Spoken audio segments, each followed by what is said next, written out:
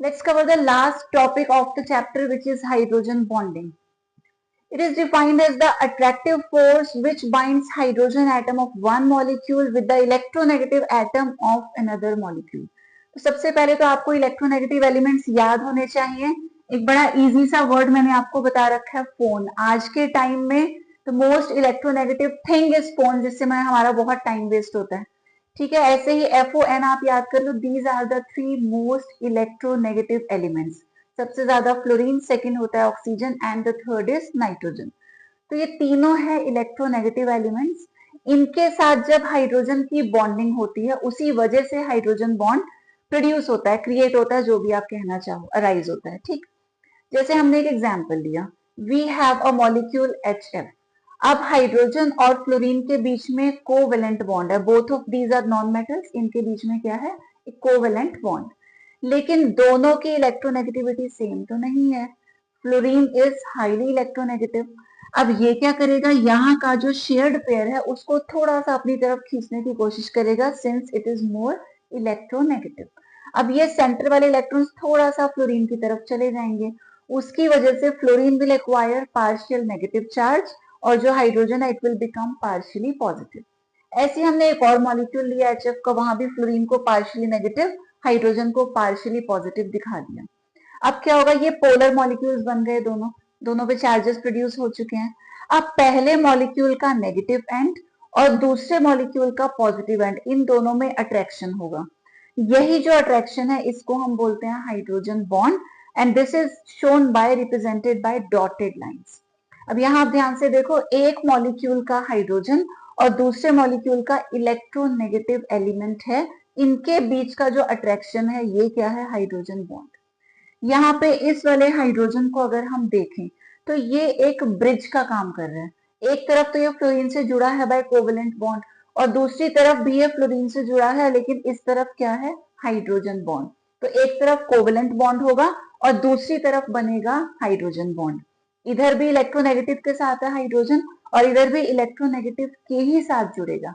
But क्या difference होता है? एक तरफ कोवेलेंट बॉन्ड और दूसरी तरफ जो डॉटेड लाइन से हम दिखा रहे हैं ये बनता है हाइड्रोजन बॉन्ड.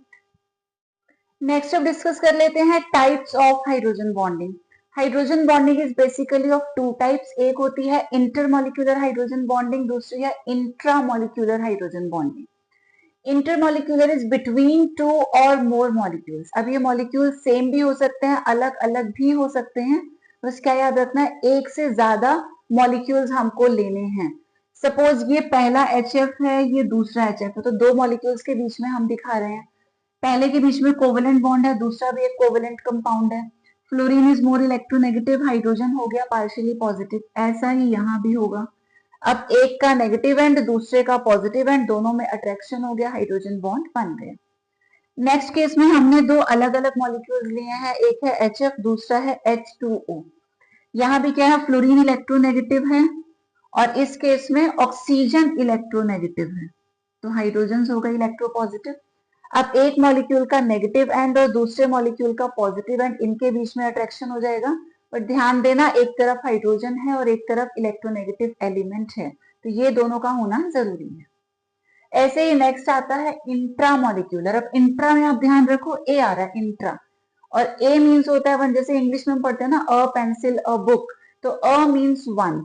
तो यहाँ पे एक ही मॉलिक्यूल हमको लेना होता है, एक से ज्यादा की जरूरत ही नहीं है, एक के अंदर ही हाइड्रोजन बॉन्डिंग हो जाएगी. बेस्ट इसका एग्जाम्पल है ऑर्थो नाइट्रोफिनॉल. तो यहाँ पर एक तरफ OH है, इन दोनों के बीच में कोवेलेंट बॉन्ड है. अगेन ऑक्सीजन इज इलेक्ट्रोनेगेटिव, तो ये इलेक्ट्रॉन्स को खींचेगा अपनी तरफ, ये बनेगा पार्शियली नेगेटिव, हाइड्रोजन हो जाएगा पार्शियली पॉजिटिव. दूसरी तरफ NO2 ग्रुप है. अब आप ये सिंगल कोवेलेंट बॉन्ड को देखो, out of these two FON sequence आपको याद रखनी है, तो ऑक्सीजन इज मोर इलेक्ट्रोनेगेटिव, तो ये इस तरीके से हो गया.